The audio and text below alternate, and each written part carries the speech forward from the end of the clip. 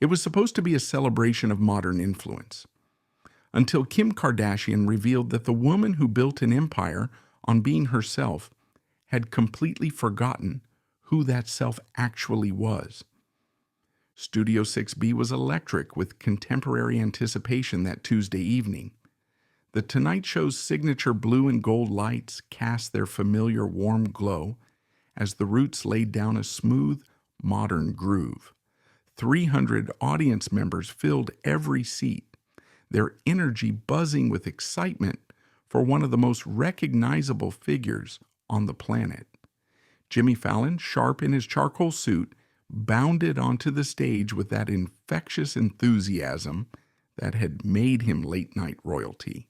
"Ladies and gentlemen," Jimmy announced with obvious fascination, "please welcome someone who has literally redefined fame, influence, and business success in the digital age, Kim Kardashian."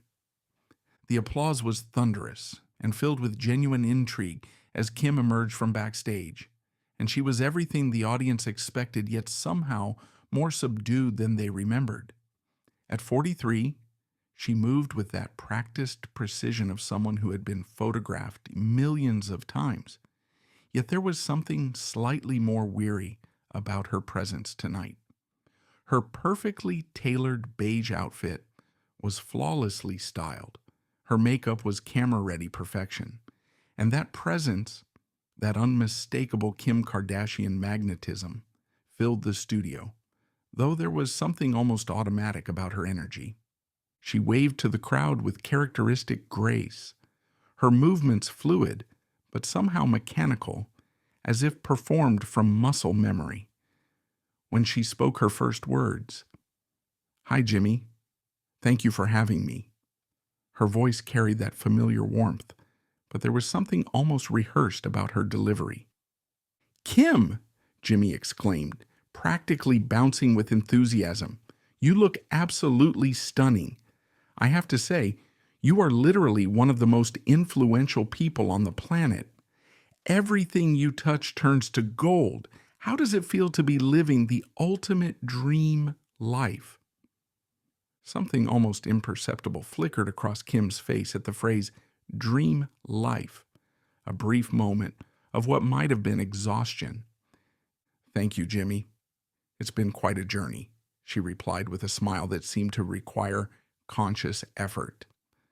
The conversation began smoothly, touching on Kim's various business ventures, her law studies, and her thoughts on social media evolution. Every answer was polished and strategic, delivered with the media savvy that had made her one of the most quoted figures of her generation. But there was something slightly hollow about her responses, as if she was reciting from a script she'd memorized long ago. "You know, Kim," Jimmy said, leaning forward with obvious admiration, "your influence on social media is just unprecedented. Millions of followers hanging on your every post, setting trends, changing culture. You're basically the queen of the digital age." Kim's smile became more strained. "I appreciate that, Jimmy, but—" "Which is perfect," Jimmy interrupted, reaching into his jacket with renewed excitement, "because I thought we'd celebrate that incredible digital empire tonight with something fun. I'm calling it the Influencer Life Quiz." The audience immediately perked up, excited at the prospect of getting insights into the glamorous world of social media success. Kim's expression became noticeably more guarded. "Oh," Kim said with a laugh that sounded forced, "Jimmy, I'm not sure—" "It's going to be amazing," Jimmy explained, pulling out cards featuring various social media milestones and achievements. "I've got different aspects of your incredible online success here, and you can share what it's really like to live this incredible influencer lifestyle." Kim looked at the cards, and for a moment something painful flickered across her features. "Jimmy, can I be honest with you about something?" "Of course," Jimmy said, his enthusiasm beginning to shift to concern. "None of this is real."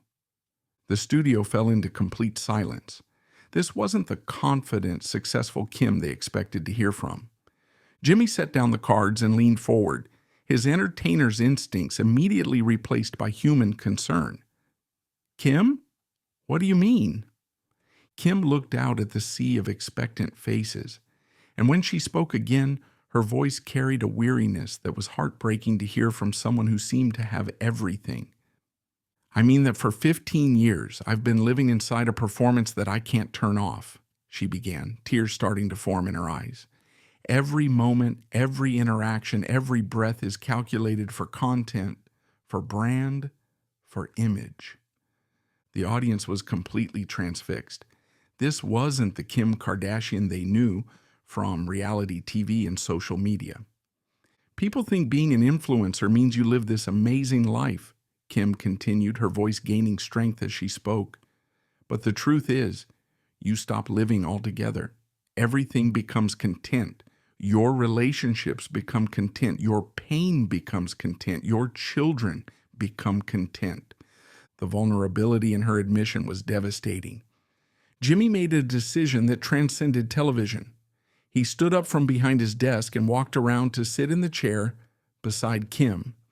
This wasn't entertainment anymore.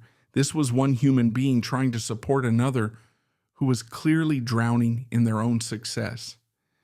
"When did you realize you'd lost yourself?" Jimmy asked gently. "Last month," Kim replied immediately.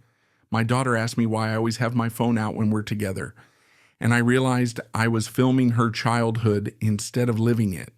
I was so busy creating content about being a mom that I forgot to actually be one." The pain in her voice was so raw that several audience members were visibly moved. "You want to know what my real life looks like?" Kim asked, and there was something almost desperate in her question. "I wake up at 5 a.m. to plan my posts for the day. I eat meals based on how photogenic they are. I choose my clothes, my activities, my conversations based on what will perform well online." Jimmy stayed quiet, letting her continue. "I went to my son's soccer game last weekend," Kim said, her voice breaking, "and instead of cheering for him, I was thinking about what angle would show my supportive mom image best.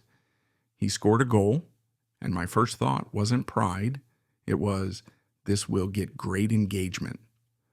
Tears were flowing freely now, and the sight of Kim Kardashian, symbol of modern success, crying about losing herself to her own brand was profound.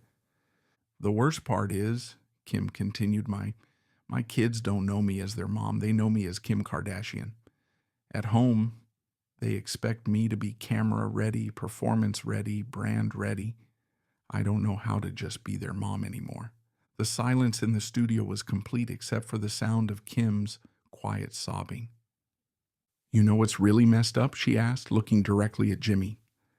"I have 400 million followers, but I don't have any real friends. Because every relationship becomes transactional. Every conversation becomes an opportunity for content. I've built the biggest personal brand in the world, and I've lost the person it was supposed to represent." "Kim," Jimmy said with profound gentleness, "when was the last time you did something just for you? Not for content, not for the brand, just for Kim the person?" "I honestly can't remember," Kim admitted. "I've been performing Kim Kardashian for so long that I don't know what Kim West actually likes, what she thinks, what makes her happy when no one is watching." A small, sad smile crossed her face. "My therapist asked me the same question. She said, describe yourself without using your career, your relationships, or your public image. And I couldn't do it. I literally didn't know what to say." When they returned from commercial break, they had a completely different conversation. Kim talked about the exhaustion of constant performance, about trying to rediscover her identity beyond her brand, about slowly learning to separate being a mother from being a content creator. "The thing about influence," Kim said as the interview wound down, "is that it's supposed to give you power. But when everything you do is for other people's consumption, you become powerless in your own life." Jimmy nodded thoughtfully. "So what would it look like to just be Kim, not Kim Kardashian?" "I don't know yet," Kim said. And for the first time in the entire interview, her smile looked completely genuine, uncertain, but real. But I'm hoping to find out. Maybe I'll start by putting my phone down during my kids' soccer games. The applause that followed was unlike anything The Tonight Show had ever heard. It wasn't appreciation for celebrity glamour.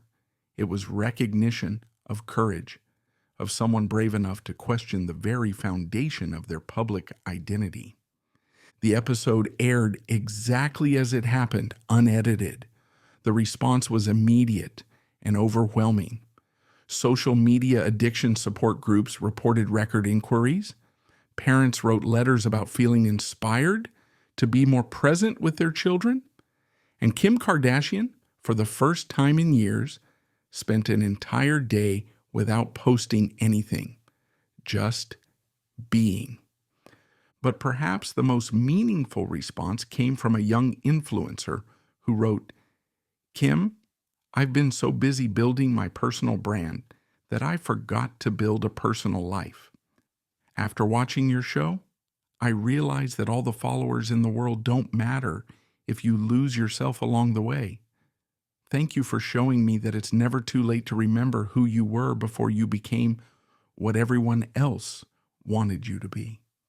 It wasn't just late-night television. It was a reminder that in the age of constant connectivity, the most radical act might be simply disconnecting long enough to remember who you are when no one is watching, and that sometimes the most influential thing you can do is admit that influence isn't everything.